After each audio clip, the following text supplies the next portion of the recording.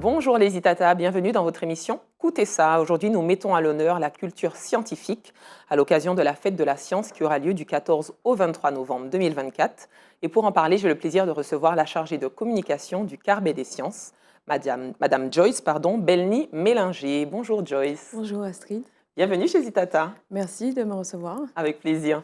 Alors Joyce, on sait que tu n'es pas que chargée de communication. Dis-nous tout. En effet, je suis ingénieure chimiste de formation et en fait j'ai juste une passion pour la créativité, l'audiovisuel. Donc du coup, mon rôle en tant que chargée de communication au Carbet des sciences me permet d'allier science et audiovisuel. Audiovisuel, donc ta passion Ouais. et puis ta formation de base. Exactement, Ok, ouais. très bien. Alors, est-ce que tu peux nous présenter la structure? Qu'est-ce que le Carbet des sciences? Alors le Carbet des sciences, c'est une association et qui est le centre de culture scientifique et technique et industrielle à la Martinique. Et Il se donc, trouve où? à Gondo. En fait, alors justement, on n'a pas encore de structure d'accueil, mais ça va venir. Ok.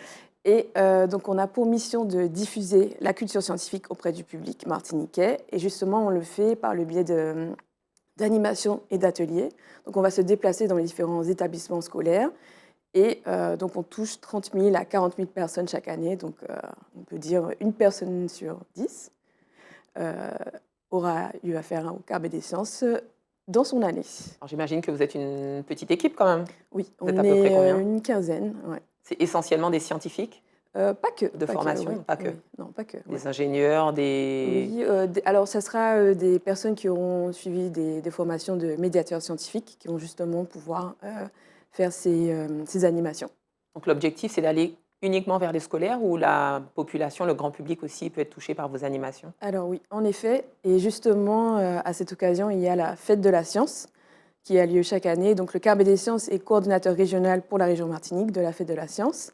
Et du coup, donc, vous avez dit cette année, 14-23 Oui, novembre. Ouais. c'est ça. Donc, la thématique de cette année, c'est Océan de savoir. Pourquoi ce choix de thématique? Alors, il faut savoir que l'année 2024-2025 a été baptisée Année de la mer, justement parce que c'est un thème qui est très important, et d'autant plus pour nous qui sommes sur une île. Et il y a plusieurs problématiques comme le changement climatique qui affecte les océans, et donc du coup la vie sur Terre, qui affecte la biodiversité dans le milieu marin, tout ça. Et donc c'est vraiment un sujet primordial dont on doit parler. Tout à fait, et surtout en Martinique. Oui. Nous sommes une île, donc forcément avec tout ce qui touche toutes les problématiques qui Oui. touchent la mer et qui ont un impact sur les vies humaines. Oui. Alors le Carbet des sciences, donc vous êtes collaborateur pour la Fête des sciences. À quoi s'attendre cette année en termes de programme?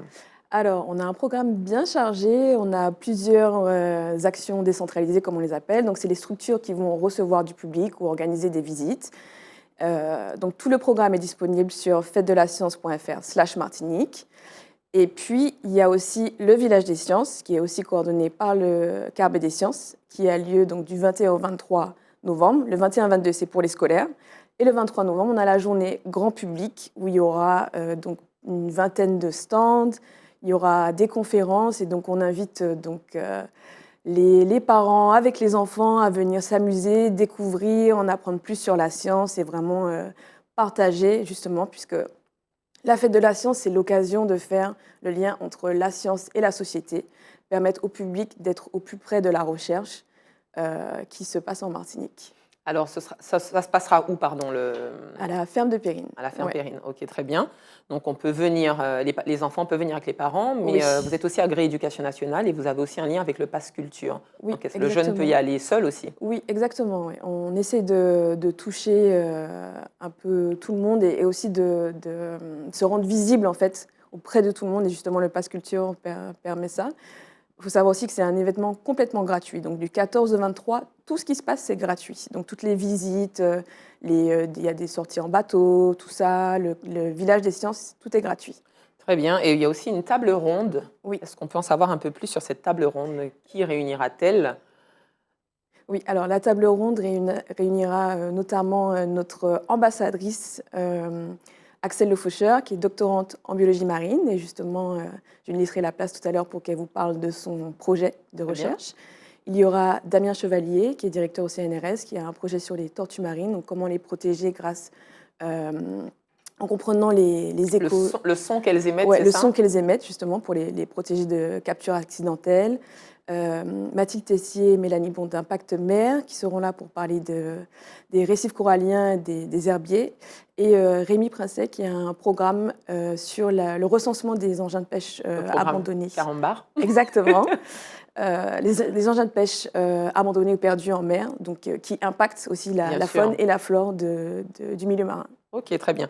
Et où peut-on avoir tous ces renseignements? Est-ce qu'il y a un numéro de téléphone ou un site internet où on peut retrouver le programme? Oui, alors vous pouvez envoyer des WhatsApp, des messages, donc au 06 96 82 44 Pas 95. d'appel, hein, que des WhatsApp, que Oui, des oui. messages.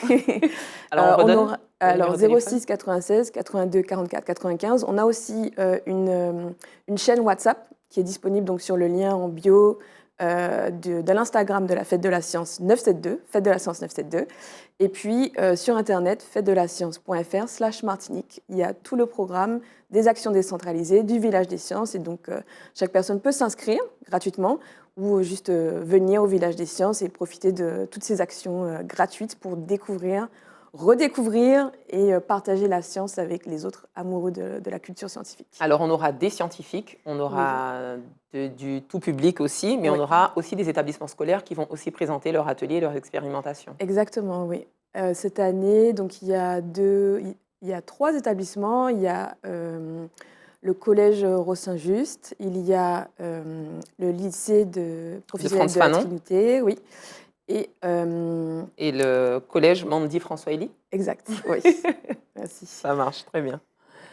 Eh bien, merci beaucoup. On va se laisser momentanément pour voir le spot. Oui. Et je reçois tout de suite votre ambassadrice. Oui. L'océan, ça vous inspire quoi? La transmission du patrimoine, le changement climatique, la protection de l'environnement? Pour moi, l'océan c'est la vie, le bassin des connaissances. À l'occasion de l'année de la mer, la Fête de la Science vous invite à plonger dans un océan de savoir. Du 14 au 23 novembre, participez aux nombreuses actions proposées. Et rendez-vous en famille sur le Village des Sciences, le samedi 23 novembre de 10h à 17h à l'Artem Périne, pour un moment d'échange inoubliable avec des passionnés du monde scientifique et technique. La Fête de la Science, là où le savoir prend tout son sens. Nous revoici sur le plateau des Itata avec notre ambassadrice qui est Axel Le Faucheur. Bonjour Axel. Bonjour Astrid, comment vas-tu? Bienvenue. Ça va et toi? Très bien. Alors Axel, tu es ambassadrice de la Fête de la Science, mais aussi doctorante. Oui, et surtout doctorante, j'ai envie de Surtout dire. doctorante. Donc tu es doctorante en biologie marine. Est-ce que tu peux nous en dire un peu plus? Alors oui, je suis doctorante en biologie marine au Parc naturel marin de Martinique et j'ai la chance de travailler sur une thématique importante pour notre île, à savoir le chlordécone. Indirectement, je dirais grâce à la biodiversité. Je vais m'intéresser à évaluer l'effet réserve, ce qu'on appelle l'effet réserve. En gros, quand on ferme une zone à la pêche, ce qui est le cas pour 33% du littoral martiniquais dû à cette pollution, normalement on est censé observer un retour de la biodiversité. Donc un retour des poissons. Malgré la pollution. Malgré la pollution, oui, oui. Et donc l'idée c'est d'aller voir, est-ce que malgré cette pollution, est-ce que le poisson est revenu dans ces zones?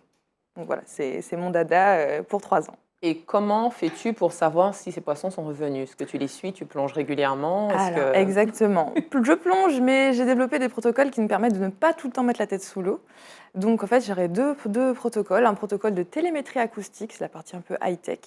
Donc, en fait, on va suivre les poissons en leur implantant des émetteurs qui va permettre ensuite, avec un réseau de récepteurs, de voir leur déplacement sur une zone donnée. Et puis en parallèle, comme on peut voir sur la vidéo, les images, donc je fais du suivi des poissons, non pas en plongée, mais avec des caméras qui permettent d'être un peu plus exhaustifs sur le comptage des poissons. Donc on va compter les poissons et suivre leur déplacement. C'est l'objectif de ma thèse. Très bien. Bon, on la suit de près alors. Il faut. Alors, qu'est-ce qui t'a motivée à être ambassadrice de la Fête de la Science? Je pense que la Fête de la Science, c'est important et surtout pour nos jeunes générations de se rendre compte en fait, qu'en local, on a des gens qui mènent des actions d'ampleur, j'ai envie de dire, qui sont passionnés et qui surtout qui veulent que la Martinique demain rayonne non pas que par ses paysages, mais aussi par cet aspect scientifique et pourquoi pas porté par une femme. Exactement. Alors, est-ce qu'on retrouve justement beaucoup de femmes dans ce milieu-là? Alors, j'ai envie de dire que dans le milieu où je suis en gestion, parce que du coup, moi, je suis hébergée par un organisme de gestion, qui est le Parc naturel marin, il y a beaucoup de femmes en gestion. Mais en sciences dures, comme on dit ça, souvent, c'est plutôt des hommes. Donc, je suis femme, je suis noire et je suis dans un milieu de sciences dominé généralement par des hommes. Donc, c'est un beau challenge et j'adore porter cette casquette. Et toi, quel est ton lien à l'océan? Qu'est-ce qui t'a inspiré à te spécialiser Eh bien, dans la biologie marine? ça vient de loin. Je dirais que c'est dans le sang. Mon grand-père est marin-pêcheur de rivière Pilote. Donc, j'ai toujours baigné, en fait, dans ce milieu-là. Et depuis petite, en fait, j'étais habituée à aller à la mer, soit avec mes tontons, à Pâques avec la famille, et toujours avec mon petit masque dans l'eau, etc. Et au fur et à mesure, au cours de ma formation, en fait, je me suis dit, tiens, vétérinaire, pourquoi pas? Comme un peu toutes les petites filles, je me dis, non, j'aime pas le sang. Et puis après, je me dis, tiens, la mer, ça devient cool. Et de fil en aiguille, j'ai trouvé ce métier de biologiste marin. Et je me suis dit, génial, en Martinique, c'est le lieu parfait. Alors, une question intéressante, importante du moins, est-ce qu'on est obligé de partir pour se former? Non, on n'est pas obligé de partir pour se reformer. J'ai fait le choix de partir pour mon master, mais j'ai réalisé la plupart de ma formation en fait en local, alors en Guadeloupe. Mais aujourd'hui, la formation est proposée en Martinique et en Guadeloupe jusqu'au niveau master et continuer avec la thèse sur les laboratoires chez nous.